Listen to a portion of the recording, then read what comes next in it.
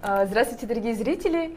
Мы с вами продолжаем говорить о том, что такое цифровые профессии, какие возможности есть, какие профессии вообще существуют. И сегодня мы хотим с вами поговорить о таком очень интересном деле, как сторителлинг. И наша сегодняшняя прекрасная гостья — это Элеонора Прияева.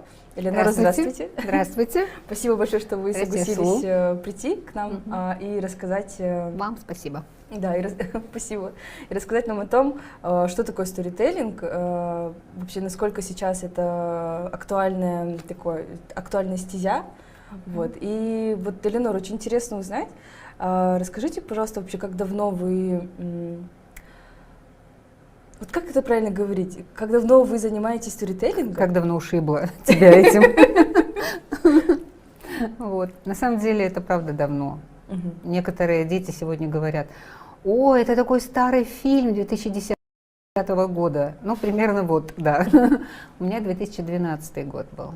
Когда я увидела это на англоязычных ресурсах, что есть такая техника, мне было очень интересно, потому что я люблю писать и очень люблю работу со студентами. Я тогда работала в американском университете. И я подумала, что, ну, кроме таких, вот, знаете, стандартных жанров журналистики, это был департамент журналистики, как там очерк, интервью, репортаж, да, есть, это даже не жанр, это техника, да, сторителлинг. Вот, и я начала искать, что есть по этой теме, ну, и получается, что это такая универсальная методика, да, универсальный подход, с помощью которого люди обмениваются знаниями. Он есть в любой культуре, абсолютно, потому что это идет из глубин истории и глубин сознания человека. Все люди любят истории, любой народ. Поэтому история — это двигатель не только такого, ну что ли, познавательного прогресса, да, но вообще в принципе, да, прогресса любого. Спасибо. Сторителлинг — это больше про умение рассказать историю? Или обязательно история сама по себе должна быть интересной? И то, и другое. И то, и другое. Ну, конечно.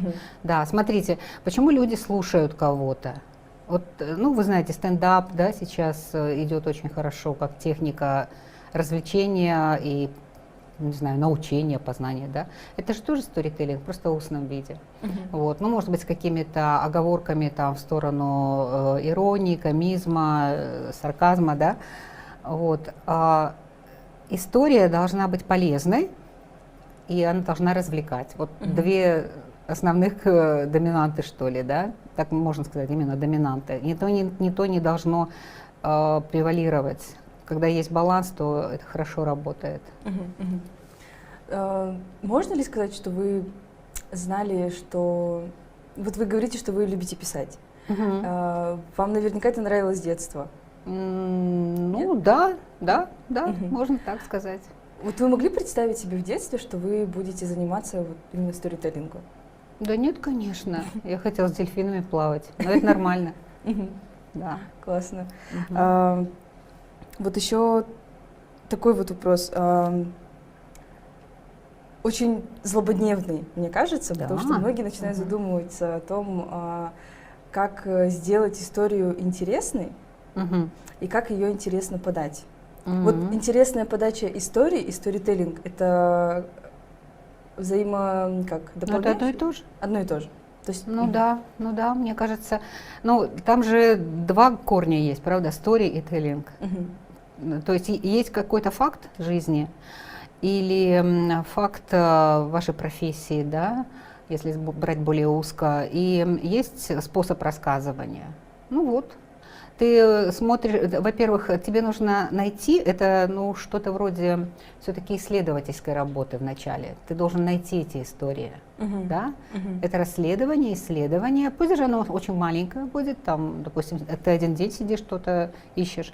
А второе — это то, как ты умеешь эту историю подать, как ты ее упаковываешь. Вот. А в вашей работе были какие-нибудь такие очень громкие или сложные кейсы? Или у вас все так очень плавно, органично? Ну, как у всех людей, где-то, как река, да, вот река течет, Она в одном месте такая плавная, почти как озеро, пруд, да, в ней можно плавать на зеркальной такой ровности. А в другом месте камни показались, и все, и она бурлит, гребни, волны, все дела. Вот, так что, ну, что-то такое прям особенное. Во-первых, нужно понять, что какой бы серьезной, да, вот, работой ты не занимался, в этой работе всегда есть люди, и люди первые. Не бумаги, не документы, не цифры, там первые люди. Я это поняла, знаете, когда был такой проект Азиатского банка развития, этот проект касался модернизации школьного образования, и там было очень много документов. Нужно было там считать какие-то цифры, созваниваться с людьми, да, уточнять, там, чего у вас сколько и так далее. И это не давало мне ощущения, ну, какова реальность, пока я сама не приехала в одну школу. Эта школа, я помню даже название села Чугем в Алайском районе на юге. Это маленькая школа, настолько маленькая, что в ней около 20 человек всего учеников. Но там 4 класса, 20 человек, 4 класса. Я думаю, что такое, что это за чудо, да? А потом оказалось, что и работают 2 человека в этой школе, муж и жена. Они одновременно директор, завуч, там, сторож, уборщица, учитель всех предметов, да. Только так можно увидеть реальную жизнь. Не через цифры, не через документы, а через историю вот такой маленькой школы. Или была такая школа интересная тоже, в которой только одни мужчины работают. Видели когда-нибудь школу, в которой работают одни мужчины, учителя? Ни разу не... Я даже не могу это представить. Я такую школу видела тоже на юге высоко. Но там получается как, что для мужчин нет работы почти никакой. Кто-то из них, конечно, пасет скот в горах, да? Вот. Но у женщин всегда есть работа. Дом, кухня, дети, все понятно. А вот у мужчин нету. И что делать? И мужчины пошли в школу работать. Кто чем заниматься? Там, кто физику, кто труд, кто физкультуру. Ну, вот так вот. Была такая. Ну, интересно. Вот так. Вы вот по этим 2 историям можете представить, в каком состоянии наши школы, правда? Да, да. А если бы я вам сказала, какие там... У нас там вот столько-то учебников не хватает, столько-то учителей, получают маленькую зарплату. Да, дорогие друзья, это был классный пример сторителлинга сейчас. Да, коротенький. Да, такой. С чего можно начинать новичку или человеку, который вдруг поймет, что он хочет рассказывать истории людям? Поняла. Смотрите, рассказывать истории, скорее всего, это писать. Так вот, нужно просто разрешить себе писать все, что приходит тебе в голову. Нужно писать что-то, не обращая внимания на грамматику, тема неважная, пусть скачет твоя мысль. Главное, чтобы ты не останавливался. Люди, которые классные повара, да, вот как они готовят плов, почему на них подписаны в Инстаграме миллионы людей? Потому что ведь человек вот не просто готовит, он же танцует, он же просто в кайфе от этого, просто у него все летает, и ты смотришь за этим как за представлением, верно же? Да. А это потому, что здесь эффект полного включения человека в дело. Вот интересно узнать еще, какими техниками вы пользуетесь в работе, если не секрет. Вот есть 2 яблока, видели когда-нибудь на базаре, да? Есть вот такое яблоко, оно блестит вообще, натертое такое прям вот со всех сторон. Как будто лаком покрытое. Да, лаком покрытое, 100 лет лежать будет, не испортится. А есть какие-нибудь там, стоит там какой-нибудь мужик из Сысыкуля, да, и говорит: превосход, превосход, подходишь, а там с червяком яблоко, там какое-нибудь градом побитое, но они самые вкусные.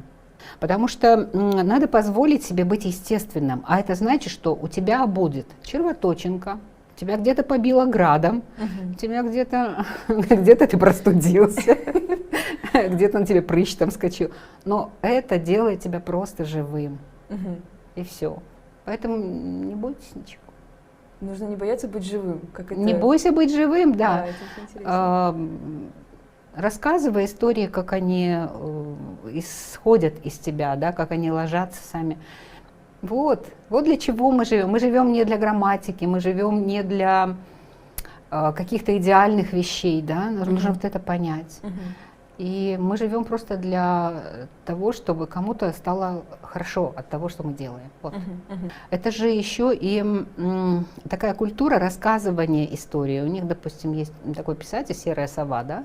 Он, то есть, они до сих пор дают друг другу эти имена классные, да. Вот, автор по имени Серая сова, это очень круто.